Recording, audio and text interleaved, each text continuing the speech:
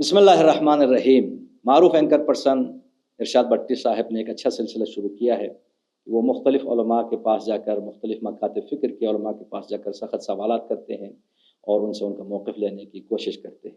तो मेरी उनसे गुजारिश है कि एक गुफ्तगू वो ज़रूर कोशिश करें इलियास कादरी साहब के साथ करने की, अगरचे उनको इजाज़त नहीं मिलेगी, लेकिन ये ज़रूर कोशिश करें, दावत दें, तो इंशाअल्लाह मुमकिन है उनको मौका मिल जाए। लेकिन अगर इलियास कादरी साहब इनको मौका दें तो चंद सवालात इनसे ज़रूर करें। एक सवाल तो उनसे ये करें कि आप सुबह शाम बैठकर टीवी के ऊपर बैठकर अपने जाहिल मुरीदों को सिखा रहे होते हैं कि आपके मसलन क्या है, पेट में दर्द हो तो ये ज़िक्र करें, सर में दर्द हो तो ये ज़िक्र करें। मसलन कहते हैं हाथ रख कर जो है दाता की गोड़ी, इसका ज़िक्र करें। पता नहीं क्या क्या वो वाहियात और खराफात उनको सिखा रहे होते हैं। लेकिन अजीब बात यह है कि जब इलियास कादरी साहब खुद बीमार होते हैं तो वो सबसे बड़े अच्छे अस्पतालों में जाके इलाज कराते हैं। लेकिन जो जाहिल मुरीदों से कहते हैं कि आप जो है पेट पे हाथ रख के कहें दाता की गोड़ी, तो इस किस्म के बहुत सारे सवालात हैं आपके भी ज़हन में, सबको पता है। एक तो ये सवालात उनसे ज़रूर करें।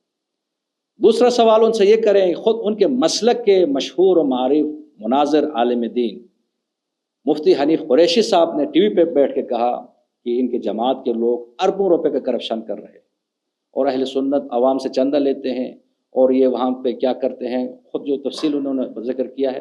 तो इस हवाले से आप ज़रूर करें। इस कदर आप देखें कितने महंगे बंगले में आप रहते हैं और इस किस्म की अयाशाना आपकी जो है वो शाहाना आपकी ज़िंदगी है, इस कदर अरबों के आप लोग करप्शन करते हैं और उसके बाद टीवी पे आकर लोगों को आप सादगी के दर्स देते हैं। इसके बारे में आप सवाल ज़रूर करें। या और आखिरी सवाल उनसे ये भी ज़रूर करें कि जिस शख्स के बारे में, जिस जमात के बारे में रसूल खुदा सल्लल्लाहु अलैहि वसल्लम ने फरमाया, या अम्मार तक़्तुलुक फ़ियतुन बाग़िया, ए अम्मार एक बागी गुरोह तुझे कत्ल करेगा।